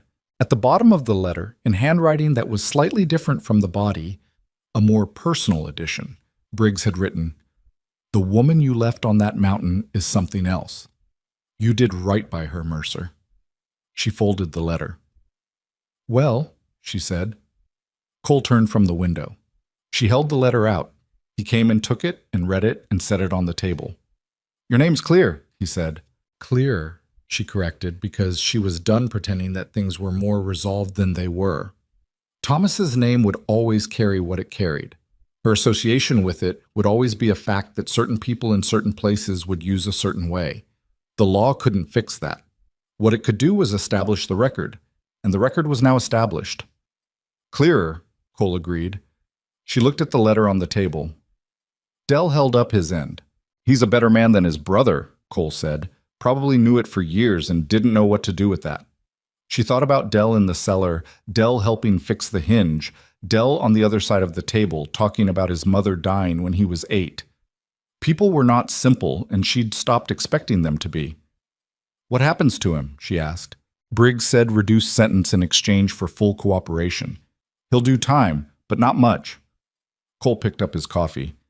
"He knew that going in. He said it was fair." She nodded. Outside the window, the February light was starting its long, slow shift towards spring. Not warm yet, nothing like warm, but different from the brutal flat gray of January. The sun was taking longer to drop. The shadows in the clearing had a slightly less defeated quality to them. She'd lived on this mountain long enough now to read those changes, to feel them as something real and not just cosmetic. A week after Briggs's letter came, she got another one. This one was from Black Ridge, from Clara Ames at the boarding house, who'd slipped her a meal once back in October and whose handwriting turned out to be small and careful and earnest.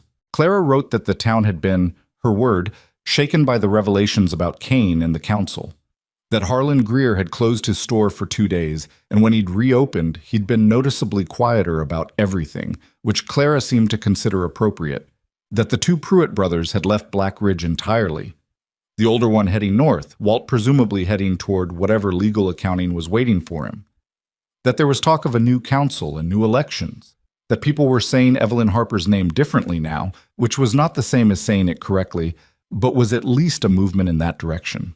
At the end of the letter, Clara wrote, "I don't know if you'll ever come back here. I wouldn't blame you if you didn't, but if you do, come find me first. I kept one of your hairpins. Found it on the street the day you left. I thought someone should keep it safe until it could be returned." Evelyn sat with that letter for a long time. She'd thought about Black Ridge differently since the night of the fire, since standing in the clearing with the rifle and watching Arthur Kane's silver hair catch the firelight. She'd thought about it the way you think about a place that hurt you, which is to say, imprecisely, with a mixture of anger and clarity that never quite resolved into one thing. The town had not been purely evil. It had been what most places were, a collection of people making the choices that felt safe to them, which in a place like Black Ridge under a man like Kane had meant doing nothing while a widow got driven into the mountains. That was not the same as actively wanting her dead, though the outcome had been heading there. It was smaller than that and in some ways worse, indifference dressed up as principle. She wasn't sure she wanted to go back. She was sure she no longer needed to. That distinction felt important. Cole came in from the barn one afternoon in late February to find her at the table with both letters in front of her and a piece of paper she'd been writing on. He looked at the paper without reading it.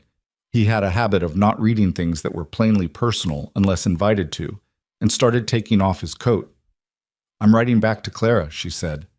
"Good," he said. "And I think—" She stopped, chose the words. "I think in the spring I might go down. Not to stay, just to—" She paused again. "There are 6 families who got their money back. I'd like to know if they're all right." Cole hung his coat and looked at her. "And I think I'd like to walk through Black Ridge once," she said. "On my own terms. Not running from anything. He was quiet for a moment. "I'll go with you if you want." "I know you will," she said. "I'll let you know." He nodded and went to the stove, and that was the end of that conversation, which was exactly the right length for it. She wrote back to Clara. She wrote that she was well. She wrote that she didn't know about coming back to Black Ridge yet, but she thought maybe spring. She wrote, "Thank you for keeping the hairpin. I didn't know anyone noticed me leave." She sealed it and set it aside to go down with the next rider. Then she went to the window and looked out at the clearing, the repaired cabin roof with its slightly lighter section still visible, the barn, the dark wall of pines at the edge. The tracks she'd made walking out to the woodshed that morning were still clear in the snow, alongside Cole's from his earlier trip to the barn. Two sets of tracks going different directions for different reasons, both coming back. She thought about what the mountain had taught her, which was not anything she could have learned in a schoolroom or a marriage or a town that needed her to be one thing consistently. It had taught her the specific arithmetic of survival, not endurance as abstraction, not strength as performance, but the actual daily accounting of what you had and what you needed and what you were willing to do with the gap between them. She was worse at pretending now. She was better at most other things. She thought about trust, about how she'd stood at the bottom of a mountain in December with 2 cents and a pack and a choice between walking into a closed pass or getting on a stranger's horse, and she'd made a decision based on incomplete information and a reading of a man's face and the fact that her alternatives were non-existent.